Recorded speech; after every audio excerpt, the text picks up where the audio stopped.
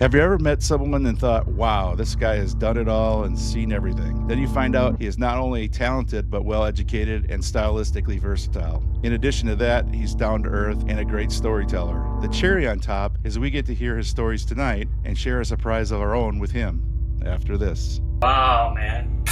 Well, that's a guy that changed my life. So I need to get it together.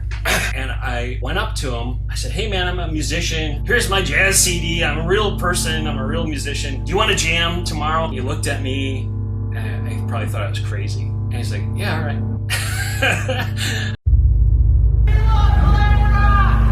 Excuse me? All right, party on. Here's some more clap for the fans.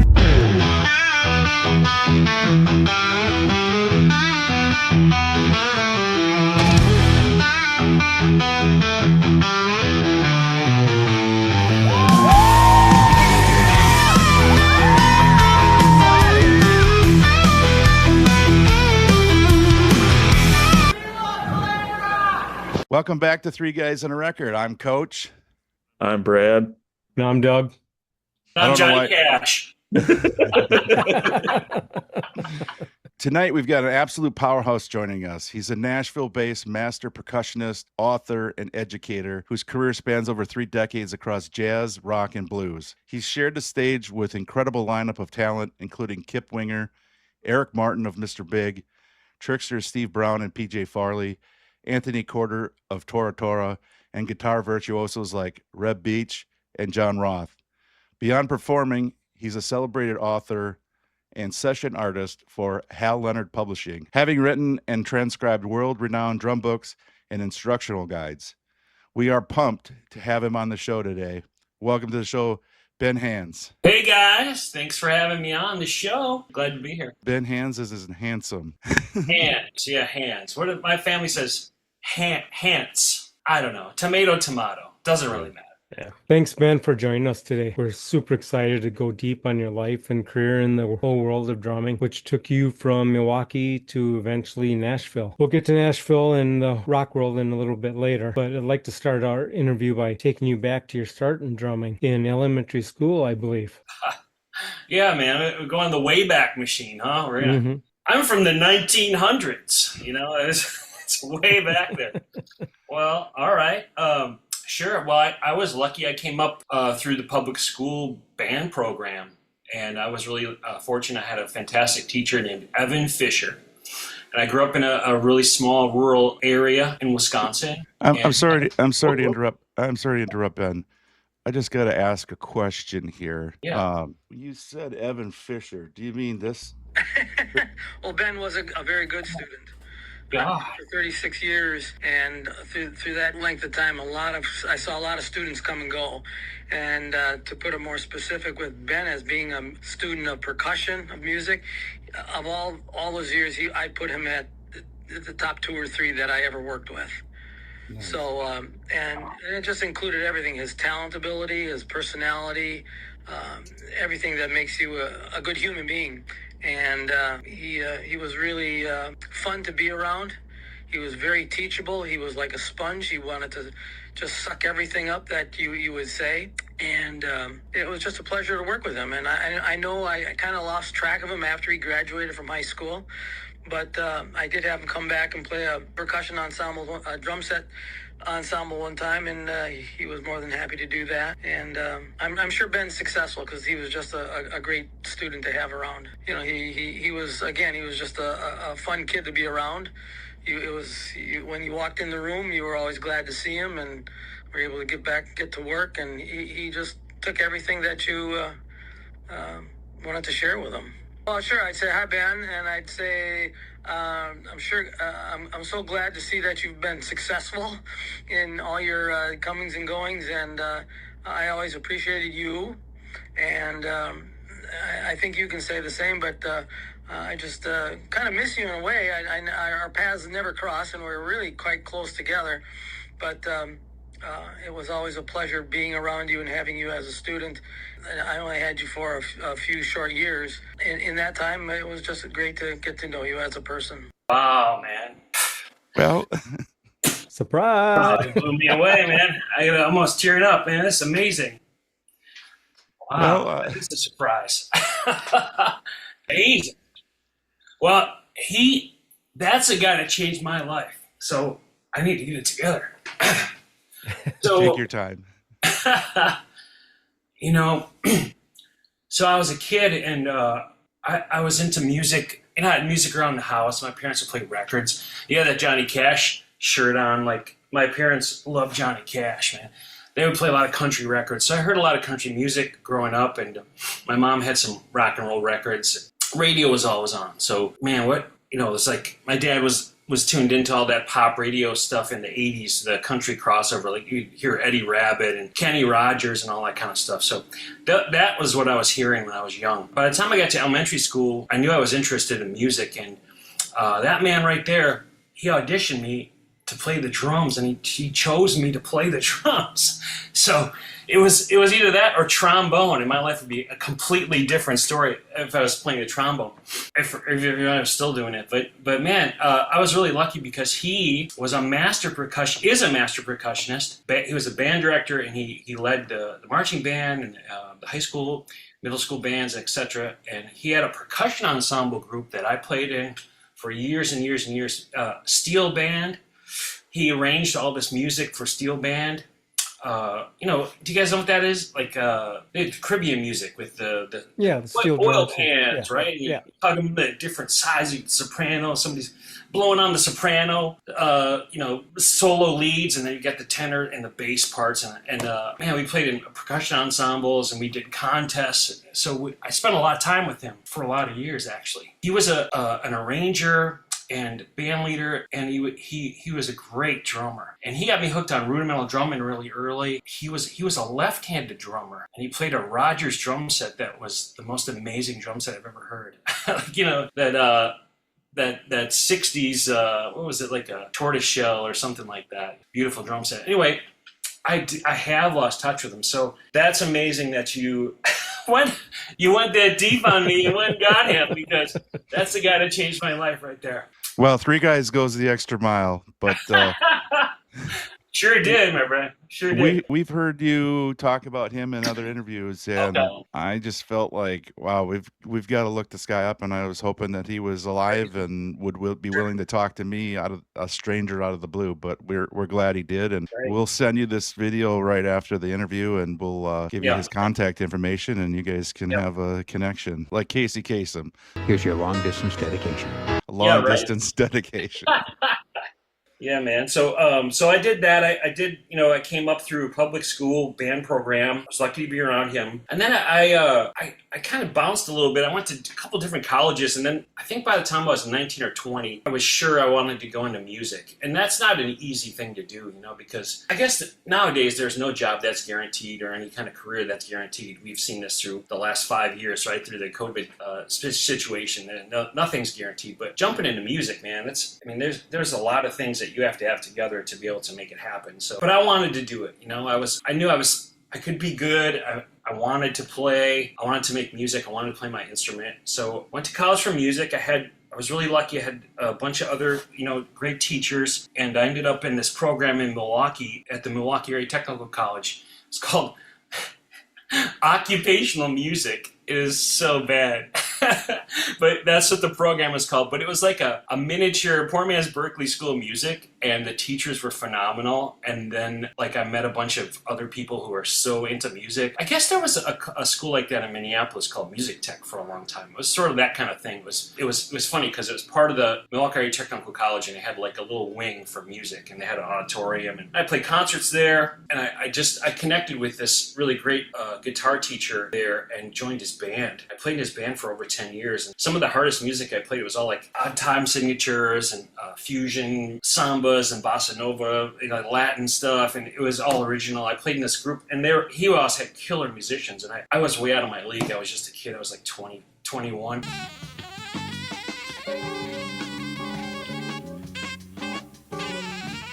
How I got in with Jack Grassel is I went to sit in with them. And this has happened to me in my career a bunch of times. So as a college student, I was 21, I was studying that program. I went to his gigs and hung out, and then I would sit in. I'd bring some drums, play a little bit, and pretty soon he hired me, and I was in his band for a bunch of years.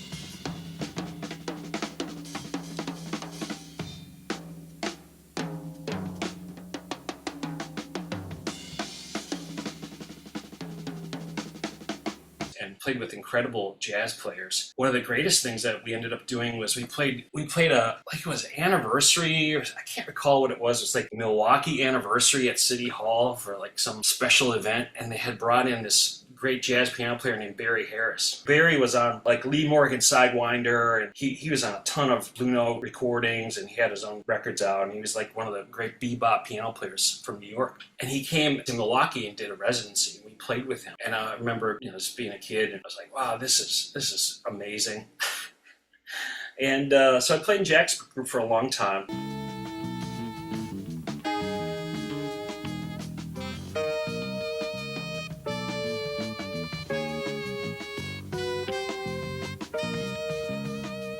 And that's really what got me going. I also had a high school rock band. When I was a kid, I had a good friend named Andy Ziegler, who was the guitar player in that band, and he was a great young guitar player. And we played high school dances and parties. We played house parties, and I kind of got my feet wet that way in high school, playing rock and really liking that. That turned me on a lot too with that band. It was called Battleship Grey. Like paint, right, from the battleships. You have sunk my battleship. And we had a lot of fun doing that. But that's kind of how I got going. Yeah, I don't want to get too deep into all that stuff. But so in terms of drumming and being influenced by other drummers, I'm always curious who your idols would be 9 times out of 10 when you ask a drummer who they really look up to, who their idols are. It's either Keith Moon, Neil Peart, or John Bonham. I'm guessing you'd pick one of those, but who are some of the other idols that you would choose? Yeah, thanks. That's a great question.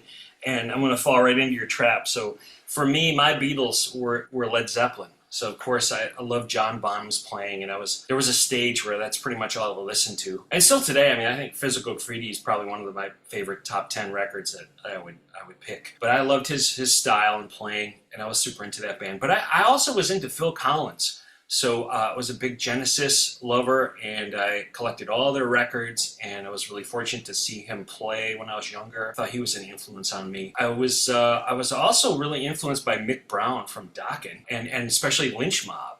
I loved the Lynch Mob records, and I loved the way Mick Brown played. So another one, though, totally, Alex Van Halen. So I think when I was 14 or 15, I went with my buddy Andy Ziegler from our rock band, and we went to the Bradley Center in downtown Milwaukee and saw Van Halen OU812 tour. And I was totally blown away. It's the first time I'd ever seen anything like this, the big concert. And of course, Alex played this drum solo, and you can always see this on YouTube.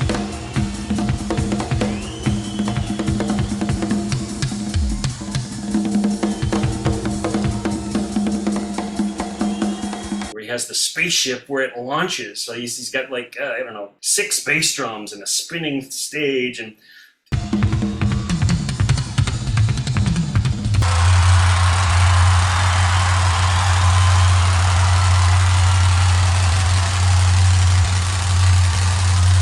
plays this big drum solo, and he does the Simmons drum pad, right? He does a bunch of awesome stuff. And they don't play the Simmons drum pad. And when I was a kid, I didn't know what this was, but he plays a single stroke roll, which is 1, 2, like this, and then he goes on the drum pad like that, and he builds up that tempo. And when he gets it pretty fast, he goes to double strokes.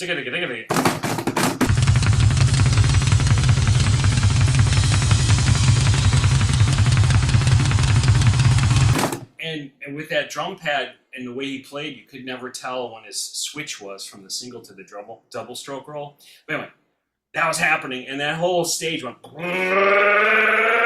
in the air, right? The smoke's coming out, and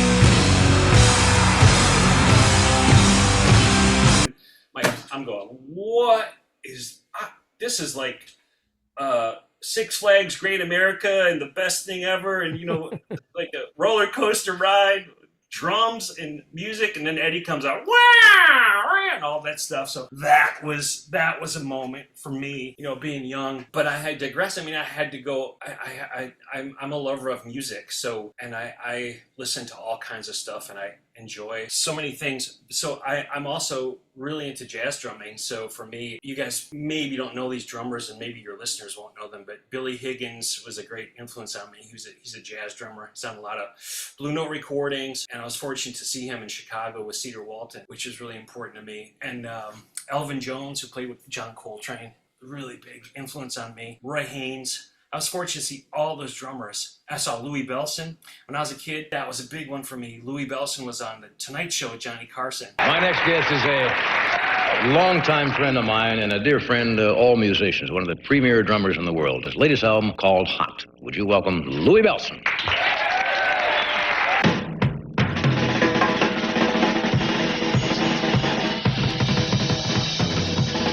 And Louis Bellson is the first double bass drum player.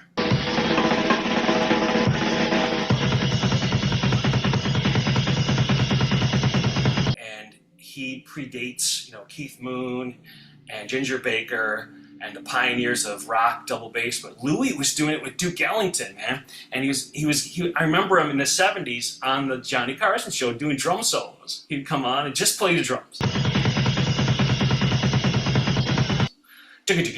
So we got to the Jazz Showcase in Chicago, Joe Siegel's Jazz Showcase. And at the time you could get a ticket and sit on the stage with the artist and watch them from like a seat aside from the artist. So one night I sat up there and I saw Louis Bellson play.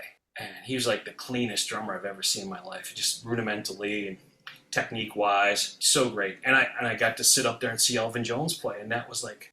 So for me, when I play, I think of those guys. I think of the experiences I've had, being a part of music, like seeing something. So if I'm playing, I'm trying to channel that and trying to like get other people excited about, okay, the music that we're playing right now at this moment, like how much energy can I put into this so that people over there are going to remember and have a fun time and enjoy the music and get that energy, transfer the stuff that I was inspired with, like that's kind of my thing when I'm playing. I get to that zone and I think about, some of these guys, like you said, who are your idols? You try to channel some of that. Hopefully you do. And then, hopefully that gets across to the listener and they enjoy themselves. But those are some of the players, and there are more players I really like, and I'm always learning and finding new players, and there's tons of great young drummers too, and I'm missing a bunch of people, but those maybe 6, 7, 8 people are real influential for me. So now finishing college, the direction you took was to be a professor, to instruct students. I went on and got my 4-year degree. I got a bachelor's degree in liberal arts, and fortunately for me, I took a business minor, and I ended up using that a lot teaching, but I just wanted to finish school. I got a degree from university, and that spring, when I graduated, my mentor, Jack Grassel, we showed up at a gig a mutual friend of ours was playing, and he looked at me and said, "Hey, you want to come down and teach at the college?" And I was pretty green. I was in my young 20s. I was like, "What? You want me to teach? I just got done with school, man." So I was like, "Yeah." So he hired me right out of college, and I started part-time, and I started teaching at the place I went to school at. I replaced my drum teacher, which was crazy. And I stayed there for almost 20 years. I ended up being there full time for a bunch of years, and it developed into my career for a long time. And I worked on curriculum there and made great friends that I love dearly, and I miss them. And great musicians on the staff, and they have a cool recording program there today too that we were starting. So I left that place hopefully in a better place than when I found it, and that's what I sit with when I miss it. Great musicians came through there, and a lot of people that work in the music industry throughout the country have come through that program. And it was really funny. I just heard from one of my former students from that school. His name is Ben Bruns, and he's going to play a show with this band Permacrush, Chris Crush and Permacrush. And they're opening for us, so Chris is going to fly him down to Florida, my former student, to open for Trixter. So, stuff. I still keep in touch with some of the people I met, some of the students I met there on a semi-regular basis, and it was a pleasure to work with a lot of people there. So I did that, and I taught at Wisconsin Lutheran College for a bunch of years too, and I had a studio there, and I love teaching, so I still teach, and I love to teach private lessons, so I do that all week. Do that here in Nashville today, and I work for the Nashville Music Academy. That puts me in different schools, and when I'm off the road, I'm usually pretty much every day teaching somewhere. Nice. I think, Doug, you had a question. Did he answer your question already? Yeah, you kind of stole my thunder. I was going to ask you if you ever had a chance to reconnect with any of your former students, and what a trip it must have been for them to see oh, Professor Hans is, a rock star. You know what's funny about that? Young people have all the information at their fingertips, and they don't know who any of these musicians are. You know what I mean? People that they don't know who the Def Leppard is. Some of them, you know what I mean? It's crazy. They don't know. So you would think that would be impressionable, but usually if they do ask me, a student or a student's family asks me, they really have no idea. They have no idea who I'm talking about, and that's okay. It's not about the name dropping at all. It's all about the music. And with young people, if you are working with them, it's a responsibility, and they're not all going to become professional musicians, nor would you want that, but you want them to have an appreciation for music as an adult and remember things that they had learned so that they can appreciate the art of music at a high level. And that's what you try to do. We try to get them to understand and enjoy it. You know what I mean? That's important. Do you ever think that you're somebody's Evan Fisher? I mean, probably happens. I gotta do a shout out. I got a young guy. I've been working with him for a couple years, and he's in New Jersey. His name is Cooper Hughes. He just graduated high school, and he's going to go to Berkeley School of Music. And he won, I can't remember the name of the award, but I was really excited for him. He won some type of music award in New Jersey recently, and he's going off to Berkeley. So I know he's going to do some awesome stuff. You know what I mean? I'm excited for him. But you're right. I mean, that's probably true, man. I didn't think about it that way, but well, there's many of students that you have influenced, but then you stretched your influence further by writing. How did that come about? Oh, so in Milwaukee, there sits the Hal Leonard Music Publishing Company. They're the largest print publisher of music in the world. So there's still a thing.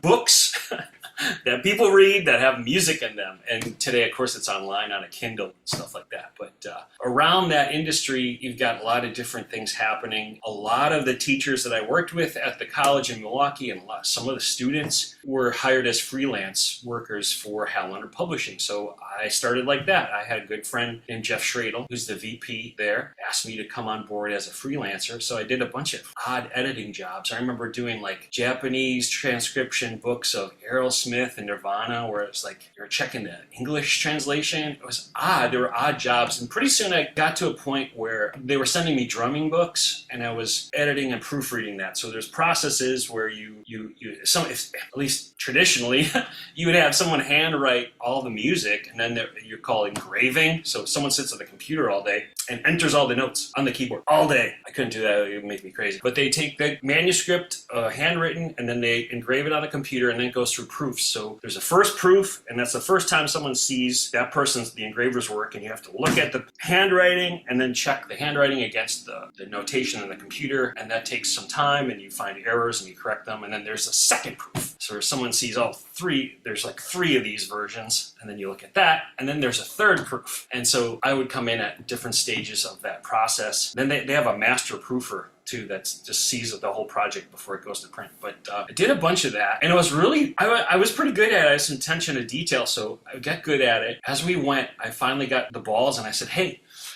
I could do this better than some of these books that I'm editing and proofreading. I'm like, okay, all right, well, why don't you write up a proposal and we'll send it off and see if it works. So I thought, okay, well, all right. And by that time, I had been working on that Finale program. It's I think it's extinct now. It's an early engraving software. And I put together some drum solos and some stuff. And by my quality today, it was prehistoric and really rough. But I put together 6 pieces of music and a proposal for 3 drum books. And I sent it off, and I'm like, okay, I'm never going to hear about this again. It's over, and went on with my life. And then I got a call, and Rick Mattingly, who's like kind of a drum, how do you describe Rick Mattingly? He's kind of like the mastermind. He writes. he teaches. He's in Louisville, and he's part of the drum industry. He's kind of a big luminary figure, I guess I would call him, in music publishing for print and for drumming. And he does a lot of cool stuff. Anyway, Rick Mattingly approved my stuff, and I thought, this guy's Tom. I'm like, this is the most famous drummer I've ever met. He approved my stuff. I'm like, what? Now I have to do this. Oh my God. Now I have to actually do this? Like, this was just a pipe dream. So they signed me to a publishing deal, and I wrote books for them, and I continued to proofread and edit. And then I got involved with studio recording for them, which is a trip. I loved it. I did a bunch of play-along books for them where I would record snippets of songs or whole songs, and they were kind of sometimes odd things where you have to play like 12 bars of music. But it was great because I had to imitate Ed Thigpen from Oscar Peterson, a jazz drummer, and there was a country violin book. Sometimes it's funny too because you would do the session and it'd be a country violin book, and then there'd be no violin player at the session, so you have to play the chart and like make the music as if someone was playing the melody and they weren't there. So it was interesting work, and I loved it. So I got to do a lot of that. And then I also got to meet different people in the drum industry. And I would also go to these conventions called PASIC, Percussive Art Society. It's a trade organization for drummers and percussionists, and they have a convention every year in November. And through all these organizations, I got to meet a lot of drummers. And with Hal Leonard, I was really lucky. I worked on Joe Piccaro's books when we got him. He's passed on now, but he's the father of Jeff Piccaro and Mike Piccaro, the guys in Toto. And Joe is a luminary. He's an amazing studio musician. He played on a bunch of records, but I got to work on his drum books and got to know him. So through all that, all the publishing stuff, it was really great to be able to like meet a lot of these industry people and get to know what happens in that part of the industry. And there's a whole industry that people don't know in the public that's going on.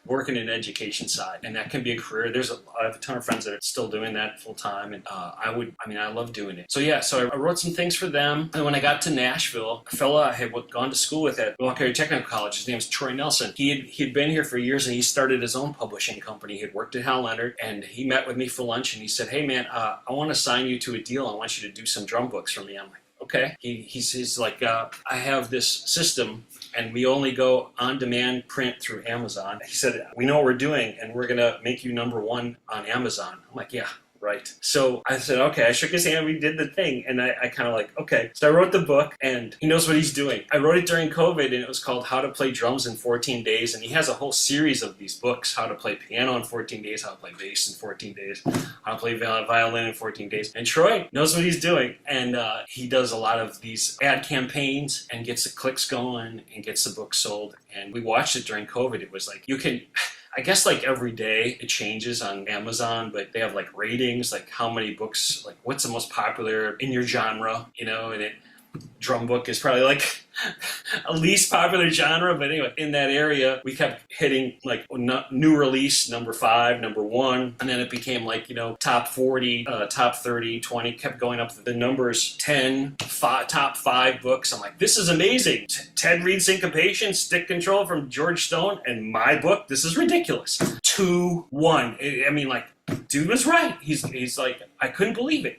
So I've been writing for Troy. I had a couple things out with him, and I have a couple more I'm working on now. And I wish I could do it more, but it takes time because you got to be able to sit and think and plan and work on it. Because I've been so busy, I've kind of fallen away from some of that. But I've got more of those to write. I love writing them, and then I'm fortunate because I can use them in my teaching. And Coach, you and I were talking about this the other day when we had the call. I've been really fortunate that people have been picking up on my music and recording it like that.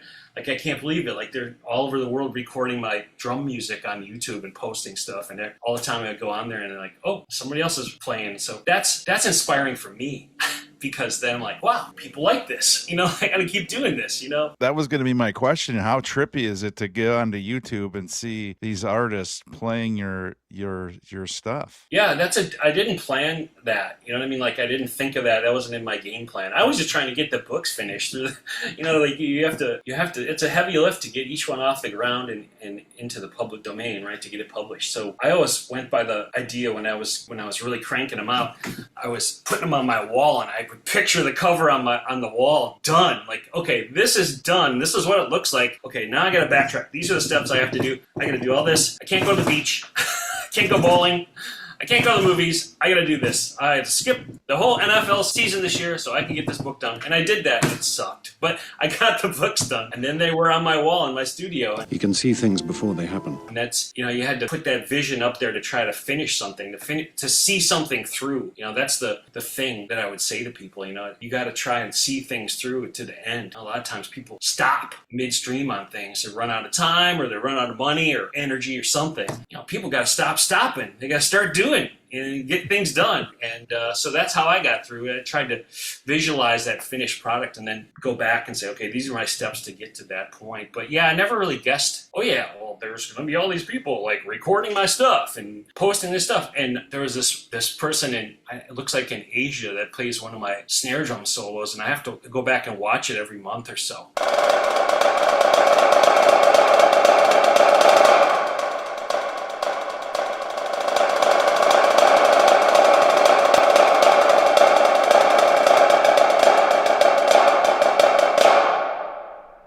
She's killing. I couldn't believe how great this player was. So that's inspiring stuff to see. Yeah, I gotta keep at it because it seems like people like it. While you were a professor, you also were in bands and recording music. Yeah, for sure. So I was gigging for decades. I played probably 20 years on the jazz scene in the upper Midwest, and I enjoyed that very much. Met some incredible musicians and played some really memorable shows and jobs. Played some blues gigs with some really great players. So yeah, and then I did the jazz, what was it called? The Hal Leonard Jazz Guitar Method book. So it's Jazz Guitar Method book written by Jeff Schradel, I mentioned before. And we had a good time at the studio doing that session. So I said, why don't we do a record? So after that book session was done, we rehearsed for a little bit of time together, worked up some new songs, some original songs, and we went in to the studio and recorded a jazz record, which I can still hear. I can still listen to that damn thing, and I still like it. So it must be pretty good. I do get people reaching out to me and telling me they're listening to it. So I know we did a good job with it. And I tried to follow it up. I never got it. I need to follow it up with some more stuff. And it's in my mind, but maybe soon I'll do some more recording. Well, I know I was listening to the Ben Hans trio today. Yeah. Doing some relaxation before prep and same here. Yep.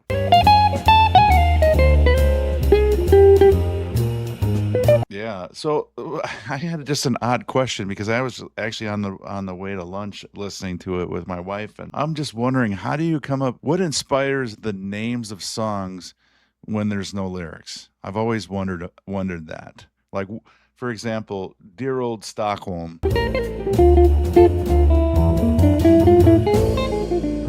How do you come up with the names of songs? Do you have lyrics in your head and a story in your head with the songs, or? I mean, like some of the things that I wrote on there, I guess they were just things that came to me while I was writing. The Dear Old Stockholm song is a jazz standard, and a lot of people have recorded that. I think that's some type of folk song. Okay. So uncivilized. European folk melody or some sort. I can't recall. I have to look that up. We did a couple covers on there. Yeah, it's a good question. How do you come up with that? Well, I mean, for example, obviously I'm not well versed in the jazz scene. So uncivilized. So I didn't know about Dear Old Stockholm, but like for your original ones, like how do you come up with a name of that? I know artists have paintings and then they call it whatever. I was just kind of thinking that, but I was just wondering if maybe as you're playing one of these, Yeah, I have a challenging question for you. How do you come up with this? How do you come up with a name for a snare drum solo? How about that? Tell me that. You just, I guess you take inspiration from your life. It's just an organic thing. And I think people have said it lots of times. And I'm not going to quote anyone specifically, but a lot of artists talk about it. It's just like when you're composing, it just comes to you. Like sometimes it comes in, sometimes it doesn't. You can't force it, but sometimes it just floods you. And then there's an inspiration. There might be a situation in your life. For me, through the years, it might be like traveling helps me be inspired. So it works different for everyone, but I think there's like a spark and then sometimes an idea. I don't know. There was a point in my writing where I was just writing song titles down or something too. But hey, I don't know.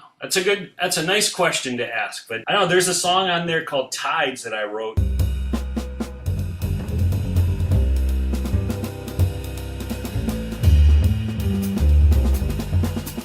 and I wrote that song on mallet keyboard on a marimba, and I just came up with the beginning of it was like this bass riff.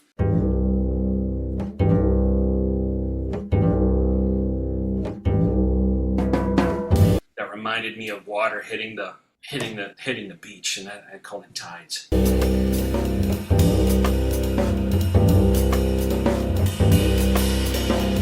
I'm sure you can go through that with any artist. There's probably some kind of visualization that they have. It's funny. I'm reading this book about Grant Green. He's one of the great jazz guitar players. There was a part in there where he's talking about where he would write all these songs like off his name, like Grant Stand or Green Jeans and stuff like that. Like he was using his name as an inspiration for song titles. So I think everybody comes to it differently, but. I'm glad you said Tides, because that was the one that Carol, my wife, and I were discussing, because I was thinking, well, was he on the beach someday? And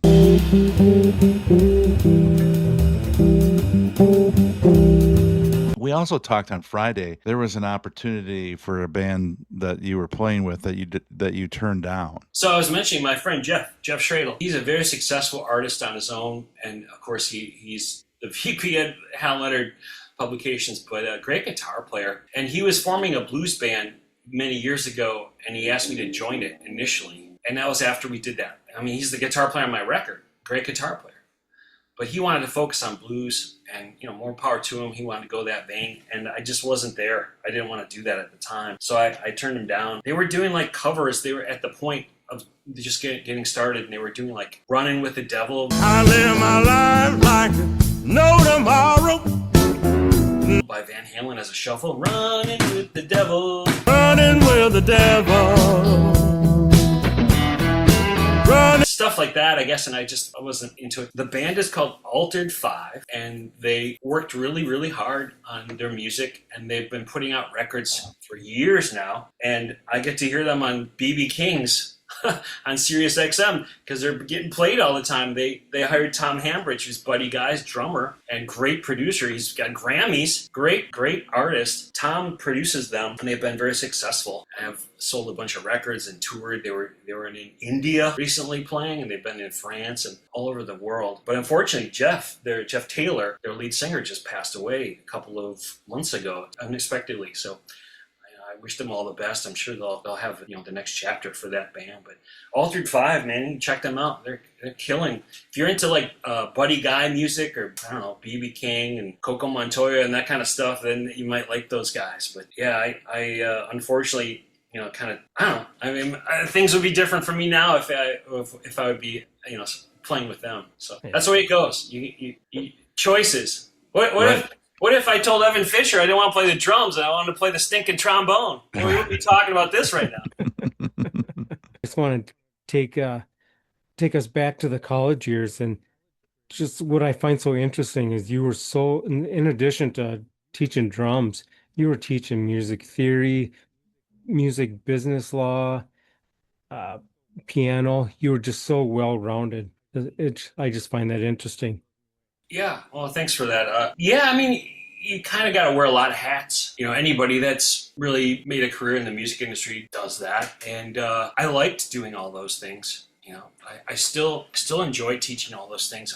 When I moved to Nashville, I worked at SAE Institute for 8 years and taught music business classes there. I enjoy all that stuff. It's talking about music publishing, which is not the print side necessarily all the time. It's funny because there's music publishing print, which I was talking about earlier, and then there's the music publishing side, which is kind of the money part, like when a song gets played, a television show, or it gets played on the radio, or if it gets played, in a movie. They call it a synchronization, right? There's like all these different ways that songs generate money, and like that's like the back office of the music industry. And sync rights and publishing, these are ways that musicians earn their living. You never saw Ozzy working at McDonald's. There's ways that you use your music to generate income. So yeah, teaching all that kind of stuff for a lot of years and being involved with other parts of music theory. Taught piano. I still do that. I teach teach beginner and intermediate piano, and taught piano labs, and I taught jazz history, and I had a rock and roll history class for a bunch of years. That was fun, and jazz ensemble. So yeah, I did a lot of things. And I think if there's someone there that wants to work on something, you know, and they're interested, it inspires me to give them all I got, you know. Try to get them to the next step. You know, it's like an incubation period for a lot of people when they're in school or they're studying instruments and that sort of thing. They're formulating what they're going to do. So, yeah, I enjoy it. I enjoy it a lot. Well, as a finance guy, it was interesting hearing about you talking about paying taxes and doing the business side. You know, my wife is a crafter, and it's sometimes difficult as the finance guy to say, hey, we need to save the receipts and we need to keep track of this. So I'm sure a lot of people in the music business fall into the trap where they don't and they pay for it later. So it's great that you're able to teach people right, you know, before they get going that you need to do all this stuff. That's right, man. You don't want to mess with the IRS. No. You don't want to do that. Did that just become a transition where all of a sudden was there an event that happened, or what got you going in that direction? When I was younger, I played in rock bands. You know, in the end, it's all music. It's just music. And, you know, for me, I love my instrument. So if I'm playing music that's happening, that people like, and I don't care what genre it is. I mean, obviously I have my favorites and I prefer certain things, but I just love to play my instrument and make music with people who are very passionate about their artistry and playing the music that they're making. So there was a tipping point. So I was playing jazz, blues. I was playing weddings. I played a private party at the Skokie Country Club in Chicago on the top of a pontoon with fake grass in a tent in the middle of a pond. I was playing all kinds of weird stuff. I played a gig where a stripper came out and got down to it was a male stripper for a bachelorette party, and he got down to his like G string and lit it on fire. I played a flower shop once on Christmas. Played a flower shop on Christmas. I was doing all kinds of stuff. I didn't prefer to play those wild ones, but I loved playing music. I guess there was definitely a tipping point for me. I started playing a lot more different instruments, and when I was in school, I studied different instruments. I went to see Kip Winger play a solo, and when I was young, I loved that band, and I was a huge Rod Morgenstein fan. I went to see Kip play. He played a solo gig, and then the next night his band played, and this was, I can't remember what year this would be. This was like the mid-2000s, and the first night I saw him sing and play the guitar acoustic, and he brought a dude up to air drum with him. So this dude with long hair gets up and he's like air drumming a song, like a Winger song, and Kip has this 12-string guitar and he's wailing on it, and he's singing this awesome stuff coming out of his face, killing. I was just like taken aback. I was really moved by his performance. I got in the car, I'm like, man, I'm like tingling, you know, like the spidey sense, like this is, I don't know what's happening right now, but I'm like, I feel funny. And so the next night we went to the show and saw the band play, and they were killer, great. And a weird twist, Trixter opened that Winger show. It was in Elgin. It was called Melodic Rock Fest in Elgin, Illinois. And that night, I think it was a Sunday night. Can't remember who else was on it, but Trixter played before Winger, which is really wild. But anyway, band was great.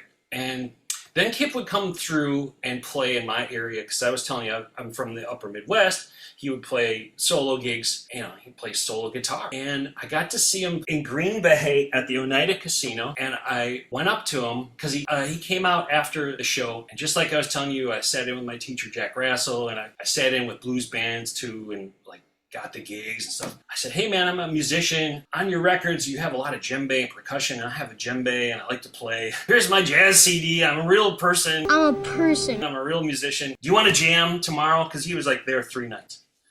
And he looked at me, and I probably thought I was crazy. And he's like, yeah, all right.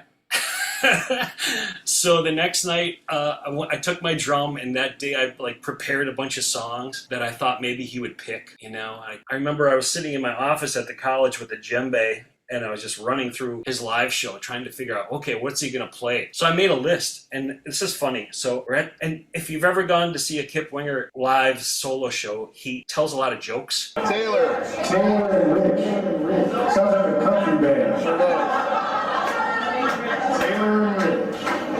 It's like an entertaining evening. It's not just like some guy standing there playing Kumbaya. I mean, he's picking on the audience. He's Are you being volunteered or did you go? It's scary. Yeah. Trying to eat somebody's mashed potatoes. It's like, it's really funny. I mean, he can be really, really funny live. The bartender, I gave the bartender the list. This is at the Green Bay Oneida Casino. The list gets passed to the stage, and he goes, this guy's going to play with me tonight. And this is the list. Okay, I don't do that. I'm not going to play that. I might do that. Not doing that. And anyway, it was funny. And he goes, I'll call you up later. I'm like, okay. Just kind of like, all right. I think he played one or two songs, and he goes, hey, Ken, you with the drum. He didn't know me. Why don't you bring that thing up here? So it was like the third song. I'm like, oh, shit, okay. So I went up, I got a mic, and I sat in with Kip Winger, and I'm like, this is great. And, of course, he gets up there, and he goes, we're going to play Rainbow in the Rose. I'm like, oh, shit, I don't know what to do on this. I didn't prepare Rainbow in the Rose.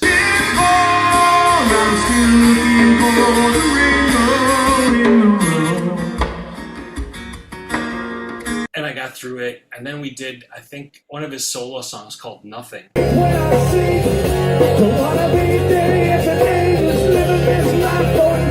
Which is a great song. It has a really great groove.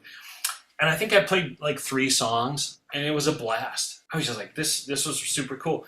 So I did that like a bunch of times, and I would show up in Chicago, or I would show up in maybe Ohio or something, somewhere close by, until he started hiring me for shows. And we played a lot of gigs, man, just duo. And I started out playing a handful of the show, and then more and more. And I went into a thing where I would bring a cajon, and then it was a cajon, like it's a box drum, like it's very ubiquitous nowadays. But you can play a lot of things on that. But I would play, I brought a cymbal, and the bass. And then I brought a bass drum pedal, and then another cymbal, and it got to a thing where it was like a whole percussion rig. Even one night, I think in Buffalo, I brought some congas, and I was like, this is great. I got like a rig, man. It's like Santana.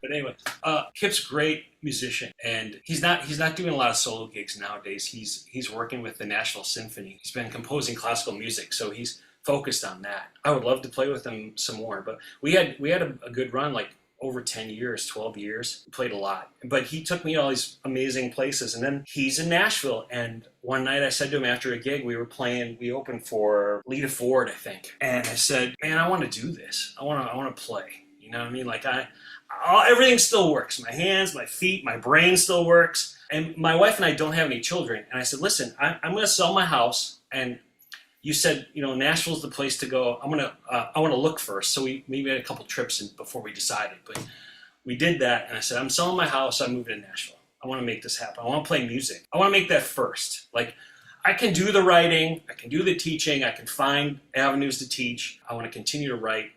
And I just want to focus on playing while I'm still together, And he said, do it, man. And I'm like, all right, I'm going to do it. So that's what I did. So I came to Nashville in 2017. Kip and I rode around town trying to figure out where I was going to live. And we found a place we love. And I'm really glad I made the move, because there's so much happening in the city. The amount of musicians here, it's mind-boggling. A lot of gray ones, right? But it's really a place to be for the business, the music business, the industry. It's popping right here. But I didn't have a plan, man. Like I said, it was a tingling sensation. My idea was one day I would actually get to say hello to Rod Morgenstein and shake his hand. But now I'm like, he's a good friend of mine. It's crazy. Those guys are awesome. Yeah, so that's how I kind of got in doing that. And we were playing we had some really memorable shows, opening for Y&T at the Fillmore, playing the Iridium Club in New York, where Les Paul played every Monday, those types of things. Playing Monsters of Rock cruise. So I really enjoyed it. And his feel is amazing. And so really great. Brad and I got to travel to Nashville. We didn't see a whole lot of it, just the strip basically. But and now Brad's son moved down to Nashville, so you've got a little history, Brad, in Nashville. It was amazing walking down Broadway and hearing the music coming from the bars. I was expecting it to be nonstop country everywhere we went, but you could hear Enter Sandman coming from one bar and Lynyrd Skynyrd coming from another, and it wasn't specific to country. It was almost not even genre specific. every bar was just playing music, and thought that was awesome. Totally, man. It's totally happening. And you're right. Yeah, in some of these clubs, they'll play Merle Haggard and then Metallica in the same set, like back to back. I'll get a hold of your son, man, after this, to give him my number or whatever. I'll say hi to him. What ended the Kip Winger, or did it just kind of, because he went on to different things, and did you talk with other bands, or how did that work out? Yeah, right. I mean, that's always what people think about. It's not an ending. He's just gone on to work on different music, so he's not really concentrating on live performance, and especially not his solo work as a live performer. He's still composing, but he's focused on the orchestral and the classical work that he's doing with the Nashville Symphony. And I think there are a few Winger gigs, but he really wants to work on composition. That's where he's going with his career. Like I said, I don't think it's not ended. He's just in a different place, right?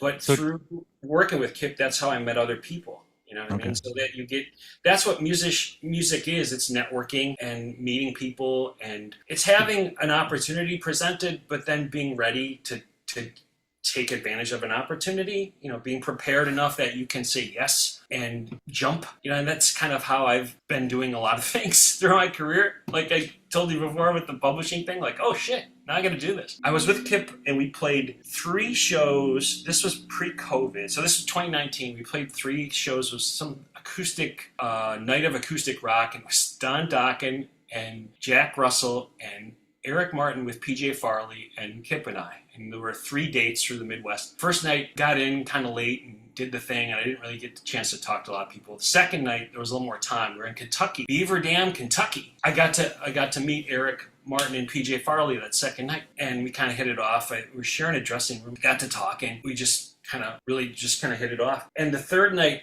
Kip wasn't feeling well and he couldn't really sing, so he didn't do the gig the third night. It was an Indiana gig. It was a Sunday night, and I'm like, hey man, I'm already out here. I want to go and jam with PJ and Eric. Is that cool? And he's like, yeah, dude, play with as many people as you can. And this guy, he actually paid me to go play with Eric and PJ, which was amazing. I wasn't expecting this, but I did the gig with Eric and PJ, and we had a great time. Then COVID hit, and Kip wasn't wanting to play, but Eric and PJ were, so we started playing a lot, and we were playing masked shows, and we were playing unmasked shows where we thought we might die, and we were playing, we played a gig in Cleveland on the top of a shipping container where it was like social distanced. I know I'm bringing back a lot of bad memories for everyone, but they were like caged off in different groups of people, and we were on top of this thing.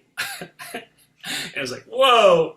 And we played some really interesting shows during that time, and we worked together for years doing an acoustic thing. So I carried on with my same setup. I was doing a percussion setup. God, we did that for maybe 3 years or something. One night, Eric got sick, and PJ was like, hey, we have to play this gig with Warrant next week. It was in Gibson City, Illinois. It was a festival, and we have to open for Warrant, and we're not going to cancel, but PJ said, I'm going to call Steve Brown, and we're going to do Trixter set. We're going to do an acoustic set. I'm like, okay. So he said, here's 10 Trixter songs, learn them this week. Okay. So we did the gig, and we showed up and played, and it's the first time I really met Steve, and he played acoustic guitar, and I played my acoustic drums, and we had a ball. Everybody's like, hey, let's do this. This is cool. Let's put an acoustic Trixter together. So that's what we did. And this was 5 years ago. And we all remember it was still a little weird. Like there weren't a lot of people hanging out or coming to clubs, or it was still a little like, can I go out or do I not go out? So for a while we were doing a lot of acoustic shows to smaller venues, smaller clubs. And we played, a few years ago, we played the Key West Rock Island Festival. It was really fun, and we were there in front of Bret Michaels' party grub. So like Dee Snider was there, and Lou Gramm was on the gig, and I was freaking out, like, Lou Gramm is here. And I got to hear Lou sing. It was amazing. But we opened for those guys, and Eddie Trunk was there, and I think he kind of got after the guys. He's like, you guys need to plug in and rock. Although they say they're playing acoustic, Steve Brown's got an electric guitar in his hands. What are we doing, man? Wired acoustic. Steve just produced the new Ace Frehley record, so he can't get electric guitar enough out of Trixter Acoustic to get us started. Kind of acoustic. And so after that,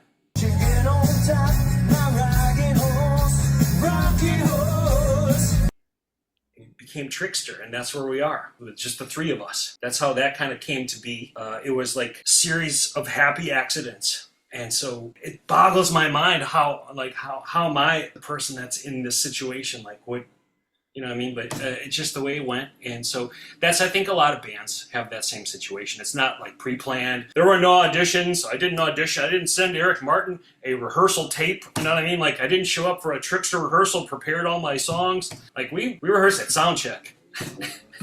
You know, that's the way it is. You know, it's like, let's play. You know, these are professional musicians. Did you do your homework? Check. Okay, let's play the song tonight. That's kind of where it sits. But I'm really lucky because we have a ball together. We travel. The Trixter band plays lots of shows, and we travel together. We have a good time. Lots of jokes are had. So that's how that all kind of came. If that's not, I hope that that's not too long of a windy trail, but that's sort of how it all worked out. Is like I said, like just like a bunch of happy accidents, and it's meeting people. And it was just a lot of networking, and you never know where a connection is going to lead you to in the future. That's totally true. That's totally true. That's the way it is. You just, you try to be prepared for things, and then you try to be a good hang and try to be non-drama. That's my deal. You know, non-drama, be prepared, show up sober, you know, do the job. So that's always served me, and I would think it will continue to. And I always look at my career as like it's a process. It's a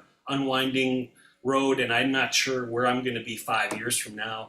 But there's always another gig, you know, there's always something that can happen where you can meet someone or someone would like you to play with them. And so that's kind of how I view it all the time, is like, you know, I'm preparing for maybe my most fun things I'm ever going to do coming up. Even though I'm getting older, I'm still excited about the future and what could happen. Well, I do want to talk to you about your upcoming tour dates, and I also want to talk about Nashville. You have some awesome stories there, but before we do that, you talk about networking. I want to hear the story about the most important person in your life, your wife, who we met at the Frehley Trixter show, and she introduced us to her as the band mom, and we gave her a couple of slices of pizza, got to know her a little bit. So if you don't mind, if you want to tell me about how that networking opportunity came about. Yeah, right. So I'm really lucky. I have an amazing wife who loves music and doesn't mind me going to play gigs. Like, I've met musicians where their wives are like, when are you going to stop playing that guitar and get serious about our marriage? And like, whatever. Okay. Well, my wife loves being a part of it, and she's good at it, and she's involved in the music business. And she has been a part of that with me for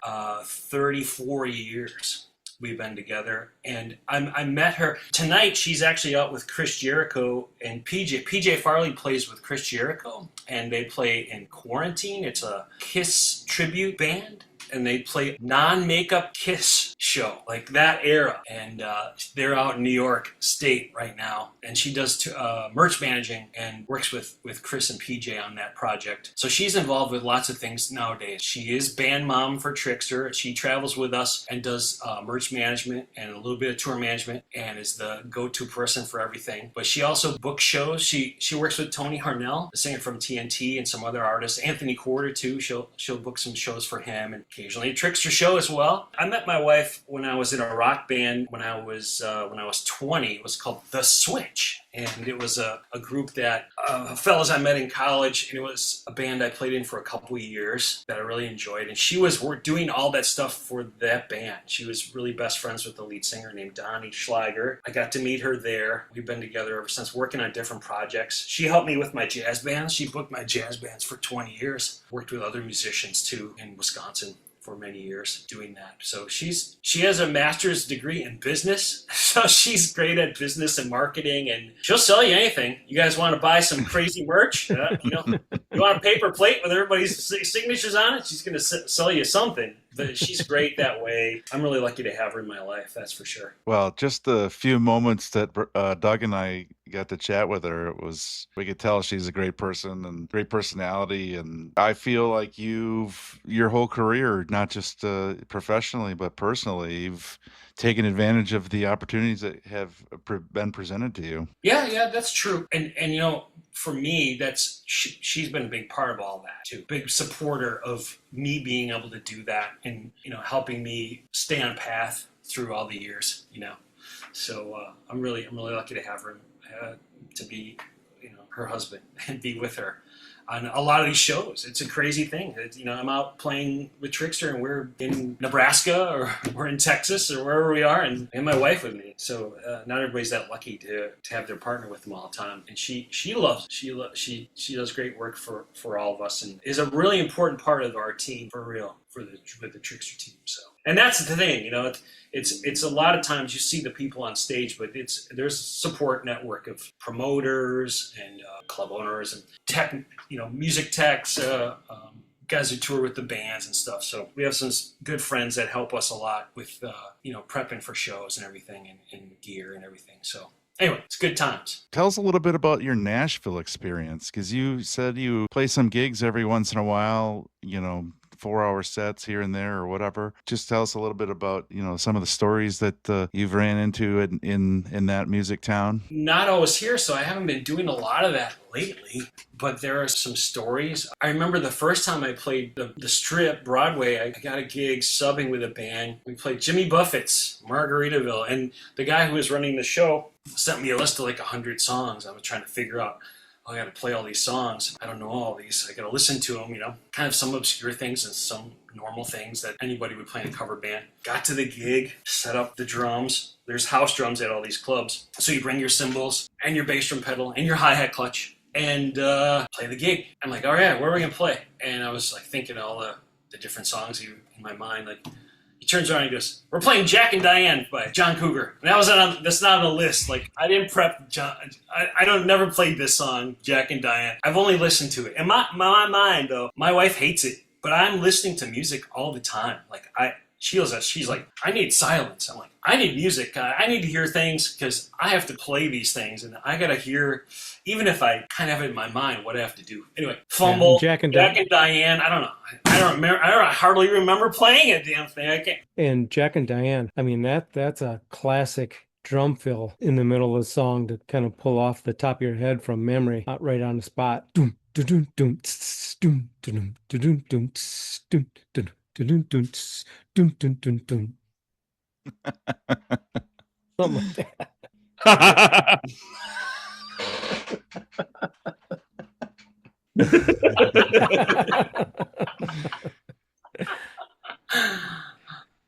Fumble through that, and then we're playing Hotel California. What? That's not on the list. What? So that was a fumble. I got through the night, and the dude hired me again. So I guess I wasn't absolutely terrible, but I felt terrible after I got done there. But that's the thing on Broadway, these guys play these 4-hour shifts, man. You got to play hundreds and hundreds of songs. You have to know all the repertoire from all these groups. So I don't do a lot of that. I was working with I haven't recently, but when I got here for a bunch of years, I was working with a Nashville singer-songwriter named Doug Allen, who's a good friend of mine. And we played a bunch of dates. We played a lot at Kimbrough's Pick and Parlor, played some things down there. And we did some shows at this place called Fox and Lock. It's in Leapers Fork. So there's a town south of Nashville near Franklin called Leapers Fork. And it's a very small, rural-ish town with some arts and crafts stores and a couple of restaurants and a couple of places that play live music. A lot of tourists come through there and people hang out there. It's quieter than Broadway. Broadway's nuts, so it's kind of, if you haven't been on Broadway, it's sort of like a Beale Street or like it's just like Bourbon. Bourbon Street. For God's sakes, I couldn't think of it. I love Bourbon Street. I just couldn't think of it. But that's what Broadway is like, in Nashville. Leapers Fork is not that. It's just a few clubs. So we had a trio that we were working with for a while. It was this guy, Mark Huda. He's a great lap steel guitar player. He'd worked with Nelson for a while. Really nice player. And Doug played acoustic guitar, and I was playing my hand percussion thing most of the time. Some of the jobs I played drum set on. And that's a key thing, for me. Working is just being versatile and being able to do different types of music with different gear or whatever, just be able to be playing a couple hand drums, do the gig. Anyway, we played this place called Fox and Lock and got into the gig and filled up with people. And it was a day shift, so it was like a 12 to 4, I think, over lunchtime. And we're playing, and I think his name John McEwen from the Nitty Gritty Dirt Band. He walks in and starts like talking to the lap steel guy in between songs. And hey, there's John. Yeah, that's cool. That's cool. And we were playing, and then Vince Neil walks in from Motley Crue. He's the singer from Motley Crue. Walks in. He lives around the corner, and he walks in for lunch, and he's hanging out. He hears us, and I'm like, oh, whoa. Vince Neil gets his lunch and he ends up sitting outside for a little bit too at the end, but he's hanging out. And we get to the back side of the set, or the last half an hour or so, and get a little quiet. And there's a figure. He walks in and he's dressed in black. I remember he had some type of hat on, and then these long gray curly locks. And I didn't see a face, and I just saw his, the back of him, and I recognized him as being someone. That's somebody. I don't know who this is, but it looks like someone I would know. Lost track of that person, and that was the end of the gig. Well, as soon as I started packing up my gear, one of the helper comes over, the waiter, and he said, hey, did you see who was just here? I said, no, I don't know who was just here. Hey, that was Robert Plant. Robert Plant was here hanging out. I'm like, what? I mean, if I would have seen him, I probably would have fell off my drum stool, man. I don't know what. After that, I was never scared of anything else playing wise. I heard stories a lot. And this happened to me before too, where you play a gig and like somebody would show up and sit right in front of you, to challenge you and like, oh, I'm here, I'm gonna watch you play right here. This kind of thing. And it's happened to me before, but that's not gonna bother me again. Robert Plant heard me. What? But he has a place here. He does a lot of music here. Apparently, they said he occasionally buys guitars off the wall or something. But I've heard other people say they've run into Robert Plant here in town. I would love to have met him. I never got a chance. Yeah, that's the thing. You'll see all kinds of people here. That club's funny. Carrie Underwood lives up the street, and she'll come and sit in and jam there. You never know what's going to happen down here.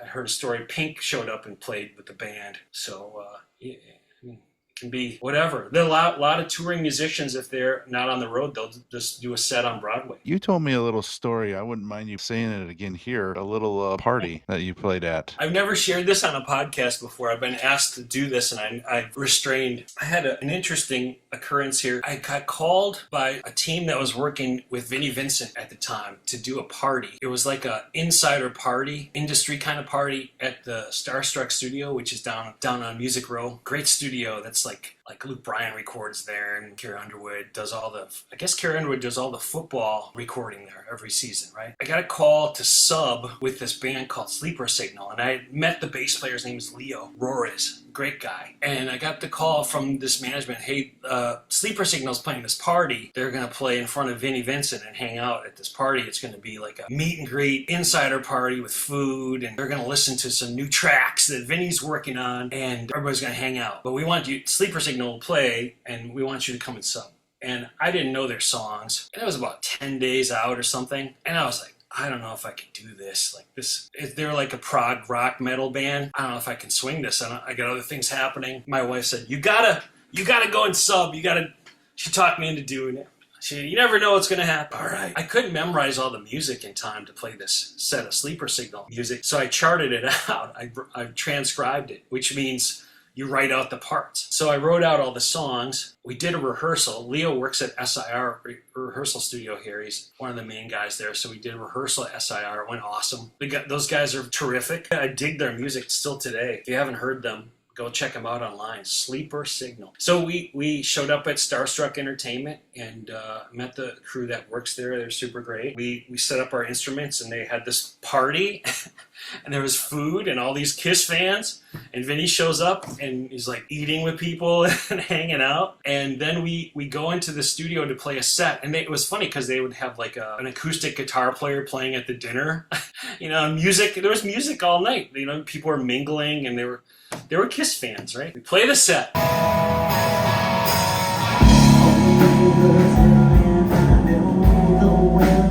And Vinny sits across from us. Just like I was telling you, man. You never know. He's going to sit there and go like this. Look at you playing, right?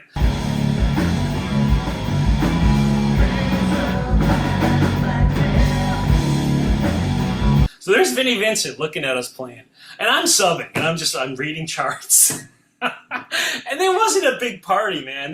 Couldn't have been more than 50 people. It was a small event, right? But they were hardcore Kiss fans. So anyway, we play, and then Vinny stops the band. He's like, hey, you guys should think about doing this with the chord. And it was almost like an American Idol moment. Like, okay, so now I'm playing a gig. I'm subbing this band. And Vinny Vincent's American Idoling this band. And the the guys were kind of like getting shuffled around, like, oh, we got to change this part. And Leo finally goes, no, we're playing the song. And then we just kind of finished the set. And it was funny, and it was fun, and people were kind of getting a kick out of it. So that gets done, and then we pack up our gear, and they had SIR gear. So like, I didn't bring in my stuff. Like, they packed up this stuff in the SIR van. The two guys in Sleeper Signal work at SIR, so we had all the gear, the amps and everything, load all that heavy stuff out into the truck, get it loaded in. We take a selfie, like, this was great, Sleeper Signal, we had fun. This was great, shaking hands. The door opens, and it's one of the techs from the studio, and it says, hey, Vinny wants to know if, Leo, if you and Ben want to play with him tonight, jam. And we kind of look at each other and go, what do you mean? Well, he wants to jam with you guys. Okay, all right. Well, we just packed up all our shit, you know. So we walk in. I said hello to Vinny. I hadn't talked to him up until this point at all. And he was super nice to me. And he's like, yeah, let's jam. We're just going to blow on some blues. It'll be easy.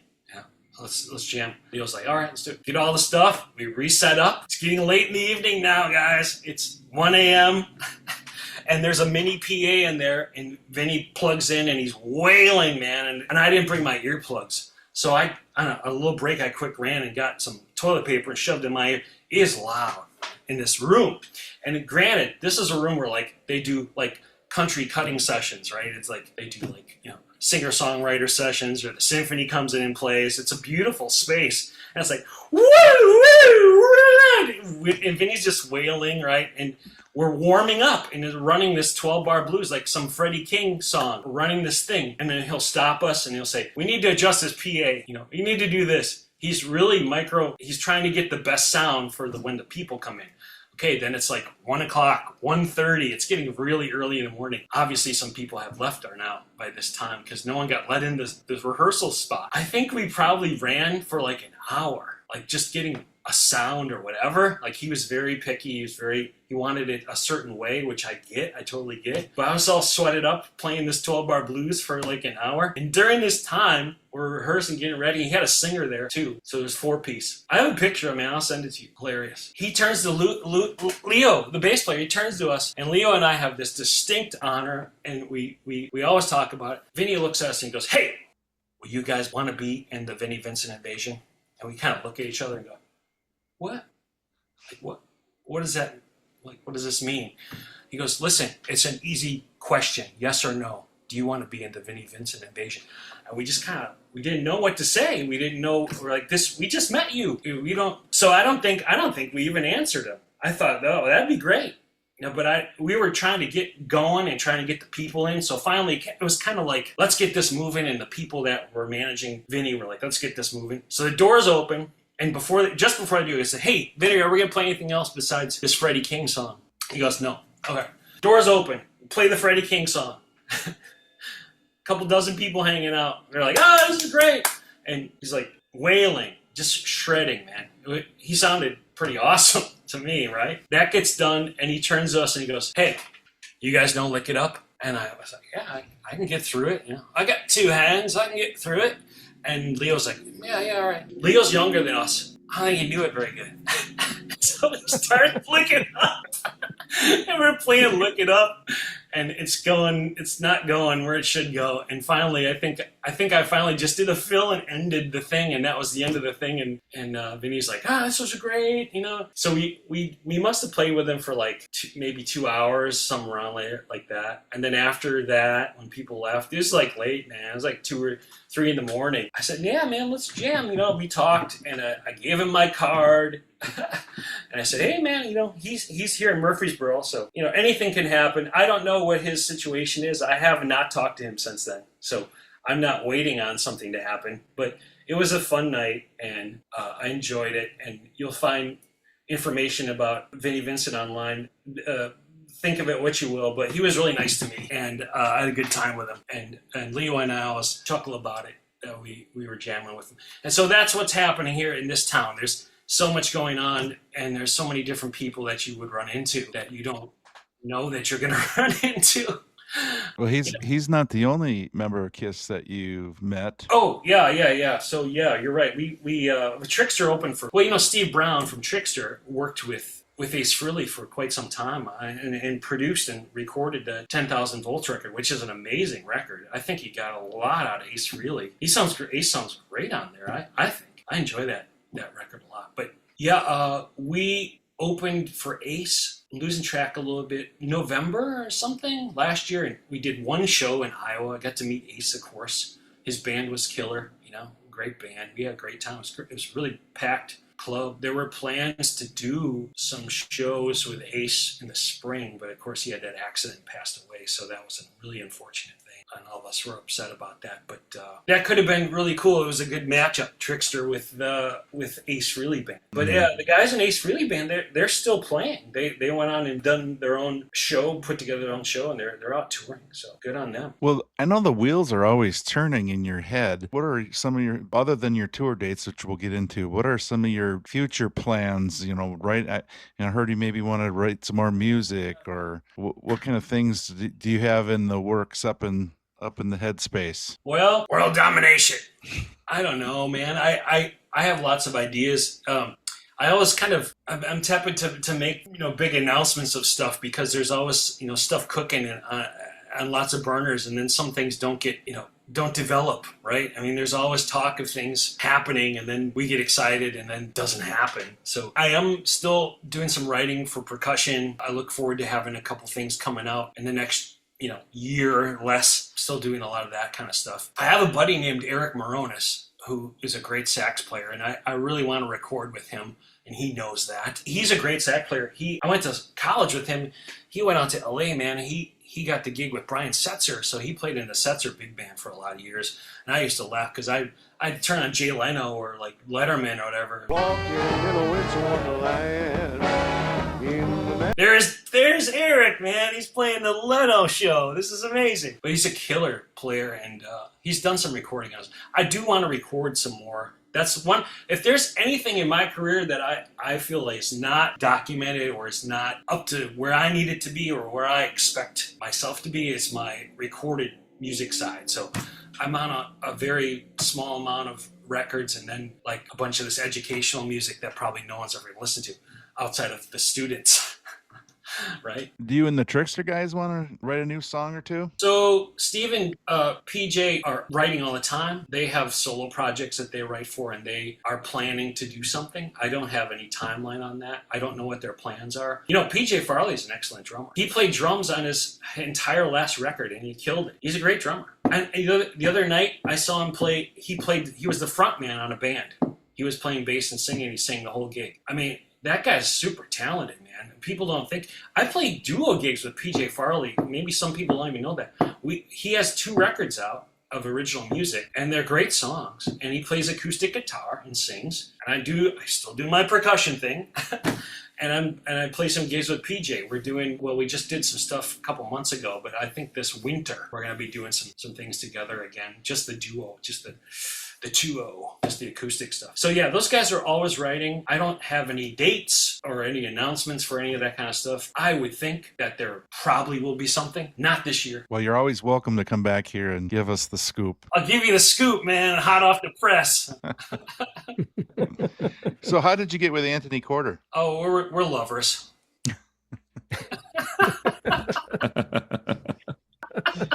So it's that kind of networking. Okay. That's right. And Anthony's such a good friend of mine. I love playing with him. He was teaching music business at the school when I moved to Nashville. He's one of the first musicians that I met because he was running the music business program at the college so I worked for him, actually.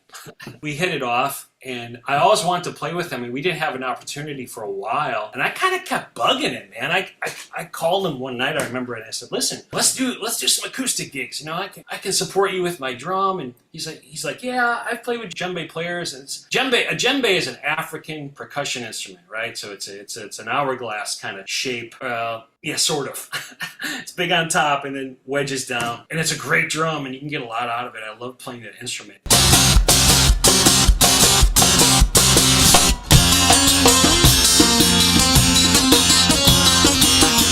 He's like, "Yeah, played with hand drummers, and so we actually did a gig in North Carolina during COVID where everyone was in mass. That was our first one. I think it was like 2020 or 21, and had a great time. And he has a bunch of solo work, solo songs that he's done. He recorded a bunch with this guy, Hal McCormick, who was the guitar player for Survivor for a bunch of years. So he has a bunch of big catalog of music that he's written. But yeah, I met Anthony at the college where I worked. We had a professional, like a day gig relationship first, right? But I always loved his singing. I told him when I was younger, I missed on Tour. I didn't really follow them. I didn't know their music very well. But later when I heard the records, I'm like, these are great. These guys are great. They have that Wild America record. It's tear your head off, man. That's great. And John Patterson, who plays drums in that band, he's a really good friend of mine, and he's a great drummer, super great. Tora plays a couple gigs a year as a band. They don't tour much, but I think they play like the festivals. So Anthony's still busy doing his own music, and he does still play with Tora as well. People are busy, and not everybody can tour constantly these days. I don't have anything tonight to tell you, hey, I'm doing this gig with Anthony, but we do play together regularly, and we'll have some things this year. I just don't have anything to announce right now.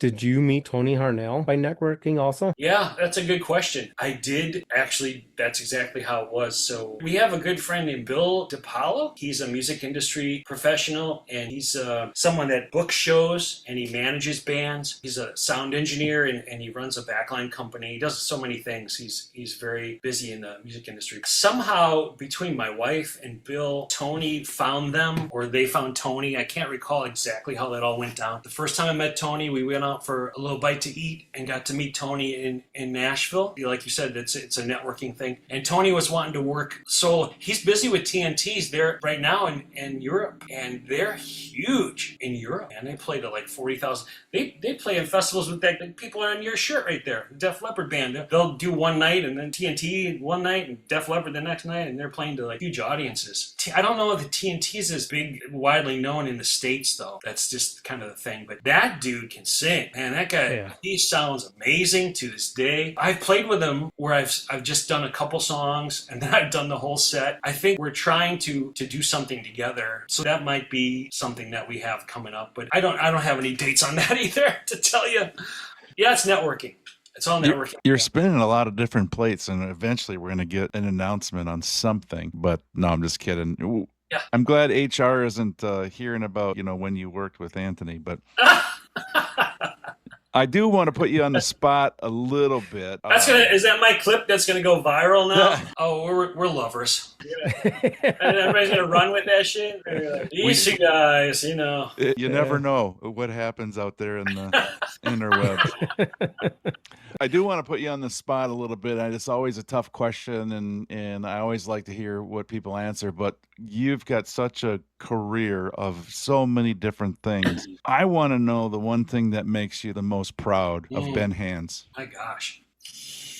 That's tough. There's something that is not known to the public very well, but I was really lucky. I got to meet one of my drum idols. His name was John S. Pratt, and everybody knew him as Jack Pratt, and he was the drum instructor at West Point Military Academy. He wrote a bunch of very important drum solos for snare drum, military style. He's known in our education side as one of the greats. Right? And I was mentioning that PASIC earlier. It's the Progressive Art Society convention. I got to see him play there, and he got mobbed. I was in a room to see him play with, he played with Mitch Markovich. Our viewers aren't going to know these people, but luminary, legendary snare drummer Mitch Markovich and Marty Hurley from the Phantom Regiment. They did a concert together, and Jack played with them, and I was floored. Like, these guys were killing. Jack played just the way I thought he would play, and I had no idea he was still even happening. Like, I didn't even know. He was like a legend from a book, like a historic figure that you're like, this person's like functional, he's 70 something, and he's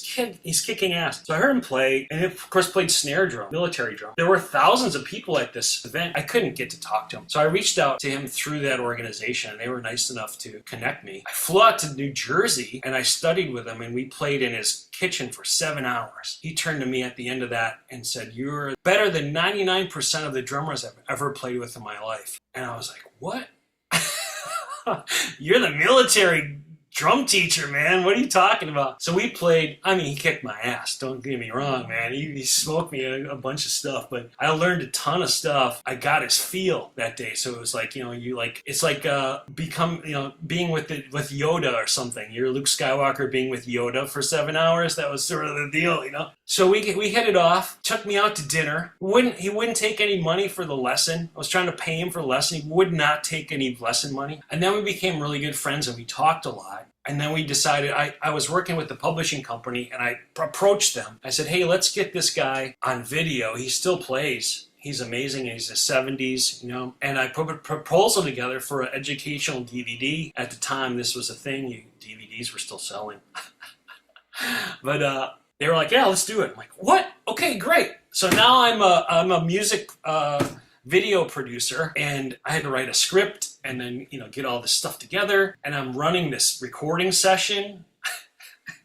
And there's video cameras, and there's like Jackson, like a trifold hat with his Revolutionary War drum, and he's doing this stuff, and he's reading my lines. I'm like music director on this shoot. I'm like, this is crazy. And I couldn't sleep for the whole week, because I was so excited about this. It was like I'd never been more alive. See, he's like my drum hero, and we became really great friends. And it was sort of like he was my grandfather. Oh, everybody calls him Drum Dad. So that's my drum dad. Evan Fisher's my drum dad too. But Jack was really special for me. And I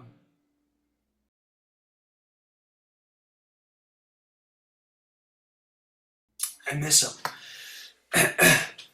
Yeah. But we did this video. It's great. We got him. He's like I don't know, is he 77 or something when he's on the video? He's teaching the rudiments. So if you're a young person, you're going to be able to see this guy that's a drum legend play through the rudiments and play some of his music. And then Jack asked me to play, so I got to play rudimental bass drum.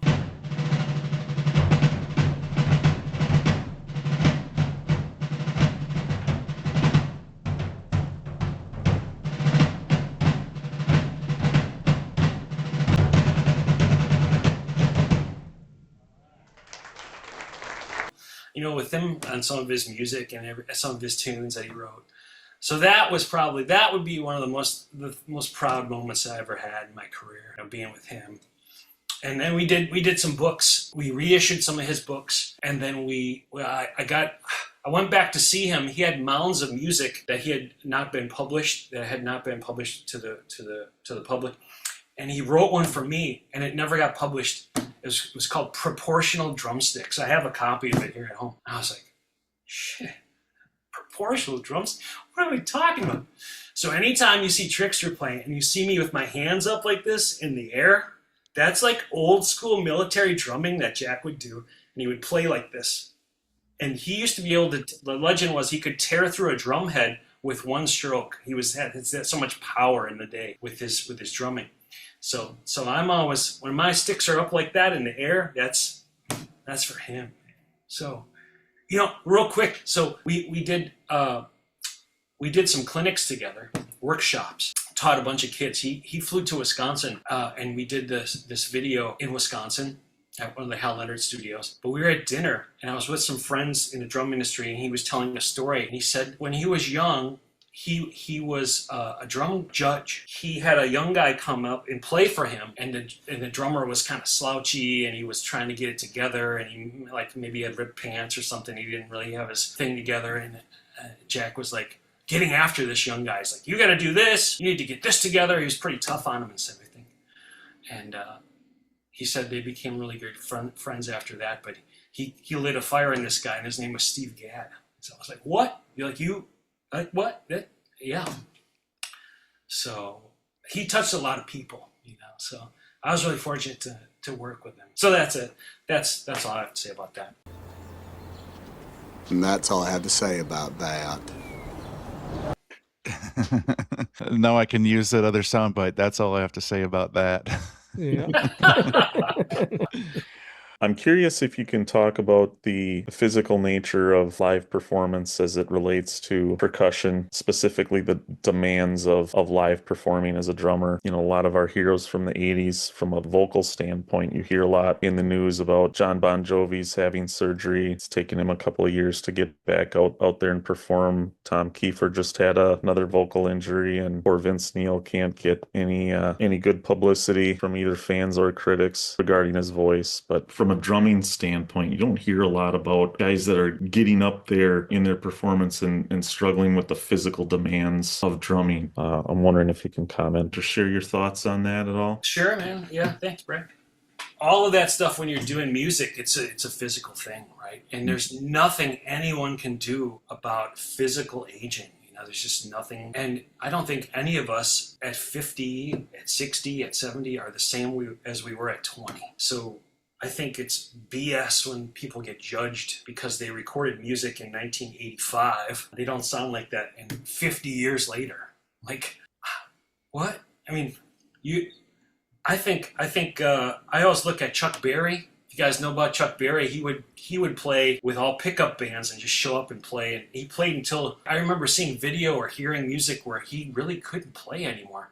But you know what? If you went and paid to see Chuck Berry, you wanted to see the legend of Chuck Berry. You wanted to be in a room with them, right? I think if you're a dedicated fan of the music and you love the music, you should still go to see these people, because one day you won't be able to see them anymore at all.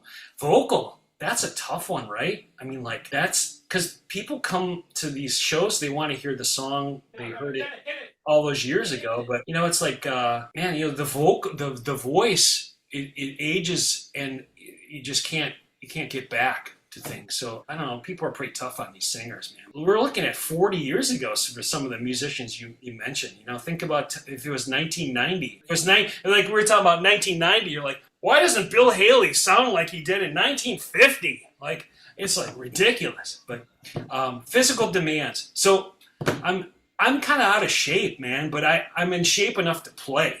As long as you're willing to admit that. And that's the thing. I also want to try to be at a place where I don't have to spend a whole lot of time physically warming up. I want to be able to play. I'll do some warm-ups on my hands before I go out and play a show. But for me nowadays, I do more vocal warm-ups because I'm singing a lot with Trixter. So I focus on the vocal warm-ups, so I'm able to hit the notes that I'm going to sing. Yeah, I mean, it's a physical thing to be able to play. I know that at some point I won't be able to cut the mustard like I did when I was younger. When that day happens, I'm going to step away and I'll do a lot of teaching and writing. So I'm really fortunate that I have that. And, probably when I'm not doing rock shows and there's a lot of force and exertion on that, I would look forward to playing some jazz gigs again. Hopefully can do that like a lot of these guys. Mitch Mitchell used to play jazz gigs for years and years after Jimi Hendrix died. I look forward to aging, but I want to do it gracefully. But I also know that at some point I'll have to step away from doing any kind of that really physical stuff. But at this point, I'm happy to do it. I forgot about the harmonies that Trixter does, and that you were singing that night too. So we never even got into you singing. Have you been singing your whole life, or was this something that you recently picked up? Yeah, man, I've been singing a long time. I mean, I came through school music programs and I have a music degree, so I had to sing in choirs and vocal labs and stuff like that. I hadn't had an opportunity. I did a lot of gang vocals and stuff in blues bands for years. On the rock scene, I would tip my hat to Steve Brown because he sent me parts. He took the time to record parts and send me recordings of things he would like me to sing, and I could sit and work on them. And then when I showed up for the sound check for Trixter, we ran through it and I hit him, and that's how it was. So he took the time to help me learn the harmony parts for the things he wanted to do. I want to do more singing. I don't want to sing lead at all. That's not my thing. I like doing that. And I think it adds a lot to the band, to any band, if you have more people singing it. So you're going to announce the Trixter version of Beth coming out soon? No. So I don't know what your touring plans are for next year, but we have a rock club here in the west side of the city. It's called Medina Entertainment Center. And the middle of February through March, we have all the 80s bands rolling through. You got Lita Ford, Firehouse, Lynch Mob, Bullet Boys, you name it. Winger used to come through. Me and Mike just saw Tom Kiefer and John Corabi there. And we would love to see you guys hook up another band and come on one of the weekends. Yeah, that's a good venue. I've actually been there for shows. I think we may have been in touch with them, but I'm familiar with the place. Awesome. Hopefully, fingers crossed. I love playing Fingers Minneapolis. crossed. Love it up there. Well, if you ever get back into Minnesota, we definitely want to touch base with you and maybe buy you a dinner or something before the show or whatever. But it's definitely nice to chat with you. You got a website that people can go visit to learn about you? Yeah, thanks. Sure. It's just my name, Ben Hans, BenHans, benhans.com. I list all the dates on there and have links to my books and other things going on there. And then with the Trixter dates, you can go to Trixter Rocks. There's 2 R's. Trixter Rocks in the middle. 2 R's.com. And that's where all the dates will be for Trixter coming up. In the future, if somebody's watching this years to come, they're going to have all the dates on that website. Yeah. I know your next one is August 21st, it looks like, in Pennsylvania. Yeah, so we're going to be busy at the end of August. We're going to be, and I'm reading these, August 21st at Reverb, which is an awesome club. I played there with Trixter and Enough's Enough. We did a bunch of gigs with them and played that club. Reading, Pennsylvania on the 21st, and on the 22nd, we're at Mohegan Sun Casino in Connecticut. On the 27th of August, we'll be at the Blue Note Harrison, Ohio. 28th at WC Social Club, West Chicago Social Club. That's what that stands for. Awesome club. The 29th of August, we'll be at the Kinney Lake Rock Fest in Marion, Wisconsin. It's near Appleton. And I know coming up in September, I'm playing with PJ and Eric Martin, and we haven't done that in years. So we're putting that project kind of back together, and we're going to be at the Mount Dora Music Hall, which is a fantastic room in Mount Dora, Florida, and then also at the CJ's Backstage in St. Petersburg. We'd love to play that room too. So if you're anywhere near those venues, be sure to go out there and say hi to Ben and the boys, and look for when he does that with the drums. I don't want to go back in time and go to the Frehley show and see you do that.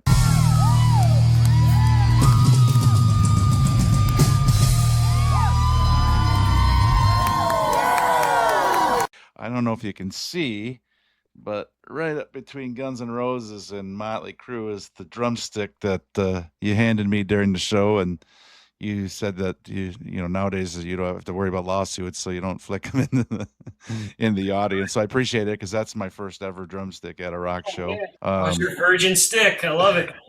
Yeah, and you beat the hell out of it too. I think I got about 3 slivers on the way home. Oh my God! You worked at a record store back in the day. I did. I loved it, man. It was the greatest thing ever. It was called the Exclusive Company, and I worked there for many years at several locations in Milwaukee, and it was really cool because it was back in the day where you had like record reps coming in. They would bring a book of like the new releases, and then they'd give you tickets. Like, so I got tickets to see Tom Petty on the Wildflowers tour, and Steve Morse. I got to see Steve Morse play, and they gave us tickets to King Diamond, and I took my wife, and she's like, I think we got to get out of here.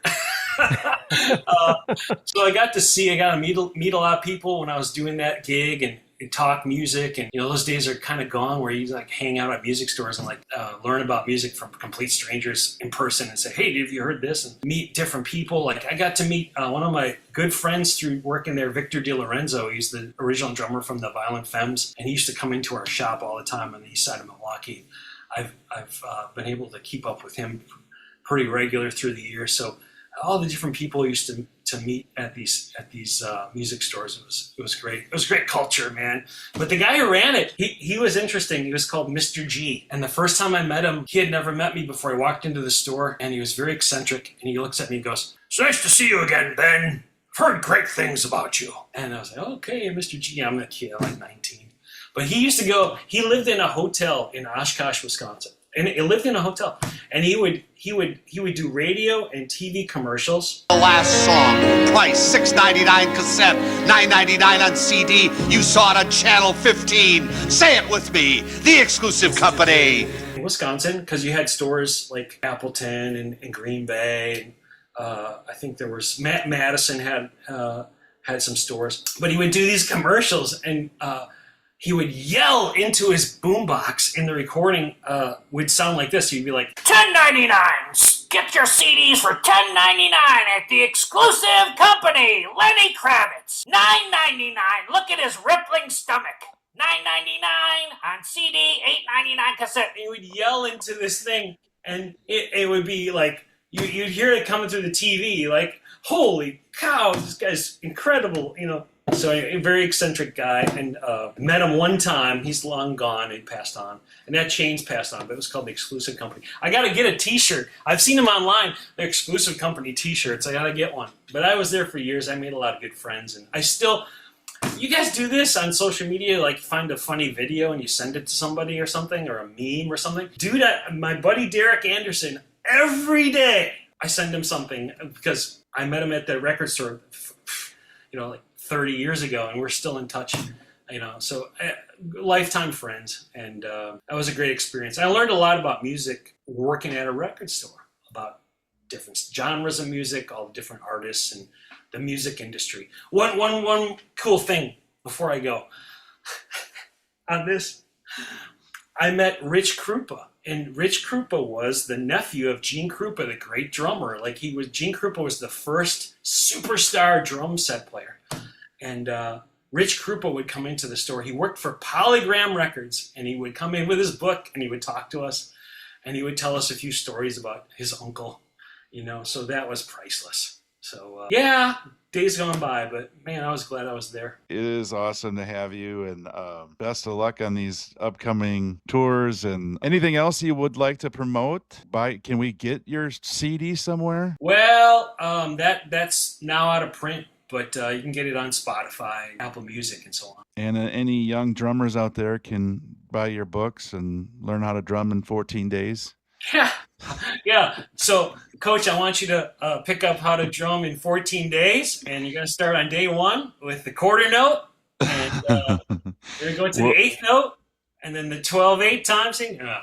Doug's got pictures of me drumming, and it's not great because I'm just not quarter. I don't know how you do the hands and the feet at different times, and I do have that keyboard that's collecting dust that I may need to get one of your books on that for keyboard. But listen, man, and it's for everybody. You just have to take the time. You gotta set aside the time, and it's all these muscle memory. You know, anybody can do it. You just wanna you gotta want to do it. That's the thing. That's the joy of all the music is if you pick up an instrument, is the more time you spend with it, the more joy you get back from it too. So you gotta want to practice. That's the thing. You know, a lot of people. They think, especially it's tough for adults to pick up instruments because we're used to solving problems quickly and getting to answers quickly and dealing with things fast, right? So it takes time, and we're not always patient, but doesn't matter. You can be 70. My late uncle used to play piano every night in practice. Now, it's a good example. So that it's never too late to do the thing. Well, I appreciate you coming on again. Hopefully we can talk down the road, and when you for sure. come to Wisconsin or Minnesota, we can see you. And for sure. Well, yeah, if nothing else, if it doesn't happen next year, I think you guys do that Winona show yearly. So if nothing else, Mike and I will take a road trip and head down to Winona to see you guys. For sure, man. The fellow that runs that, we did a couple of gigs outside at his venue at the Twin Bluffs. There's a really interesting story about that guy. Maybe next time we can do that story. I think PJ told this story a little bit on stage, but anyway, we've been there. That was 4 years, and he opened a new club. He took over an old venue. He took it over, and that's where we played last time. But yeah, we'll be back there. We're up there every summer at Winona. I love Winona. It's great. But I had a good time in Minneapolis at that club. What was the name of that place? It's Route 47 in Frehley. Yeah, it was great. That was super old school sound system, and it felt like the 90s again in that room. You know, that's cool. And we lucked out too because we got there. When we got there, you guys were doing sound check. Okay. So we walk in and we hear the music sound check coming through the speakers outside the club. We thought it was the opening band still doing their sound check, and we walk in and holy hell, it's Trixter. Hell yeah. Hopefully we'll be back there. We had a good experience with the people that ran that place. So hopefully we'll be back there one day that place. But yeah, we did talk about the Medina place, and I sat in there. I think I sat in there with Kip one night. I went to see Winger play there. The flights got all messed up. It was that time of year. It was really cold, like February, March. And Rod and Paul, Reb didn't make the flight or something. It was just Kip. It was really wacky. So I ended up, one of my students that lived in the cities brought me a drum, and I sat in with Kip, and we opened for Warren. I was like, that was a chance, because my wife and I would go and see Winger play. I think I've seen Winger more than any other band in my entire life. I mean, I'm a huge Winger fan, so we had seen them a ton of times, 40, 50 times maybe. I mean, like a lot. Like we've seen a lot. And you were talking about how you know Rod, or you're friends with him. So I missed it. I guess in 2024, Winger decided that he was just going to stop touring. That Kip was having vocal issues and he wasn't able to sing everything to his high standards. And so if he couldn't do it at that level, he wasn't going to do it at all. And he was also getting heavily into his classical music composing. But then I saw on Rod Morgenstein's socials that he was kind of floored by how much he missed touring, and he didn't realize how much playing with Winger was part of his identity. And so now sounds like they are going to do select dates and just do like the big festivals, but it's, not full tours, but, basically it was, never say never. So they're going to be out there from time to time again. I think so. Yeah, I think that's what they have. A few dates coming up, and I think that's going to happen. Because obviously, those guys are a family. They really enjoy each other. So I'm sure that'll continue sporadically. But that's his. He's transitioning to a different type of music activity. Oh yeah, really. Yeah, because he won the Grammy for his classical CD, right? He was nominated for a Grammy in 2018 or 19, somewhere along the lines there. He was nominated for one, and that's an important thing, especially jumping out of the genre that he, jumping into the classical music thing. That's a scary field. I mean, that's I can't even imagine the complexities of that music, to try to compose 25 minutes of constant counterpoint and harmony and movements of music, and having, you were asking me a question about how do you come up with song names for instrumental music. Just look at some of Kip's instrumental music. Like he has a lot of things that he has composed that those are good examples of inspiration, and then the music coming from ideas or concepts. But anyway, I don't know. I mean, we'll see what happens with all of that stuff. But I just like playing music. So whenever I get a chance to play, I'll take it. Well, I know you have fun doing it, because not only the Frehley show, but like all the videos I've watched with you big smile on your face. And my favorite one was with Kip, and you just did the hand drums, and he's done playing and you did it like one of those at the end, and just a big smile on your face. And it was just like, wow, this is.